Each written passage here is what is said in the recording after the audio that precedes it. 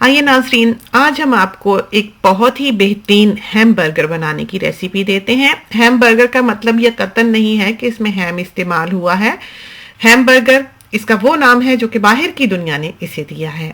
इसके लिए सबसे पहले तो हमने फ्रेश मिन्स लिया है जो कि मीडियम टू हाई क्वालिटी का है और वो 600 ग्राम्स है, यानी कि हाफ केजी से थोड़ा सा ज़्यादा। इसमें हमने एक मीडियम अनियन जो है उसको कश कर लिया है।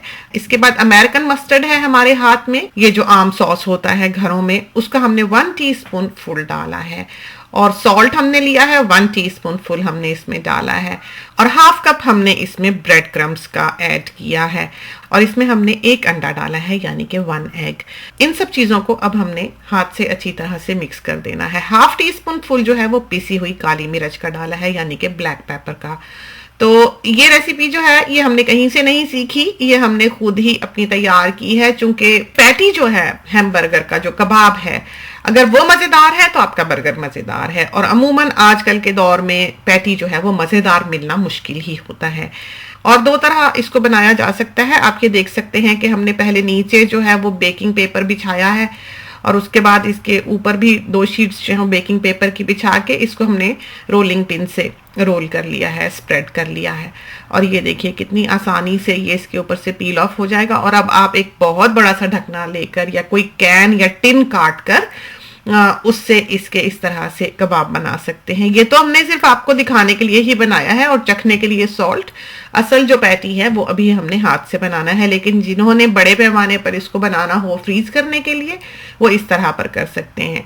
अब ये जो हमने सबसे पहले टिक्कियां तली हैं थोड़ी सी, ये हमारे पलटने से पहले ही गायब हो गई। तो इनकी जो चीज हमने बनानी थी वो अब हम आपको नहीं दिखा सकते। हाँ, बर्गर का पैटी जो है वो हम आपको बनाकर दिखाई देते हैं। ये हमने बहुत सारा मिन्स जो है ये हाथ में लिया है, बिल्कुल टेनिस बॉल जितना। और इसको अब हमने एक कबाब सा बना लेना है, टिकिया सी बना लेनी है, जिसको कि बाहर की दुनिया में पैटी कहा जाता है। और इस तरह पर पैटी बनाकर आपने तल लेने हैं। कुक टॉप की जो आंच है वो मीडियम पे रखी हुई है, मीडियम लो पे रखी हुई है। ये साइज में श्रिंक होंगे और मोटे भी हो जाएंगे। इनको आपने ऊपर से दबा देना है ताकि ये अंदर तक पक जाएं। बहुत ज्यादा देर इनको तलने की जरूरत नहीं होती, ये ड्राई हो जाते हैं। जब आप दबाएं और बीच में से पानी इनका जो रिलीज हो वो क्लियर हो तो आप समझ लें कि ये बिल्कुल तैयार हैं। जब तक वो पानी पिंकिश या मिल्की हो उस वक्त तक आप समझें कि ये तैयार नहीं है। अब हमने चौड़ा चौड़ा अनियन काट के स्लाइस करके उसके ऐसे रिंग्स से बना लिए हैं। और जिस ऑयल में हमने ये पैटी तले हैं उसमें हमने इन अनियंस को कैरामलाइज्ड कर लेना है। मेक श्योर करें कि वो बिल्कुल जला हुआ ना हो तेल जिसमें कि आपने इनको कैरामलाइज करना है। तो 2 लॉट्स जो हैं वो हमने इस वक्त इसमें कबाबों की तली हैं और उसके बाद हमने इसमें अनियंस डाल दिए हैं। एक पैन हमने रखा है गर्म होने के लिए कुक टॉप पे, और साथ ही हमने एक चीज का स्लाइस जो है वो लिया है। और बाकी की ये चीजें हैं जो कि हमने इस्तेमाल करनी है, जिसमें बीट रूट है यानी कि चुकंदर जो कि कैन की है, लेटस है, सैलेड के पत्ते, और थोड़ा सा टोमेटो है जो हमने स्लाइस किया है, और बारबेक्यू सॉस है जो कि आमतौर पर हर जगह ही अवेलेबल होता है। तो ये बर्गर है सेसमी सीड वाला, इसको हमने हाफ किया है करके हमने इसको लो हीट पर पैन पर रख दिया है। और जब ये नीचे से गुलाबी हो जाए इस तरह पर तो आप इसको उतार लें। इसमें अब हमने पैटी रखा है जो कि हमने अभी तलकर तैयार किया है, और चीज का एक स्लाइस रखा है इसके ऊपर।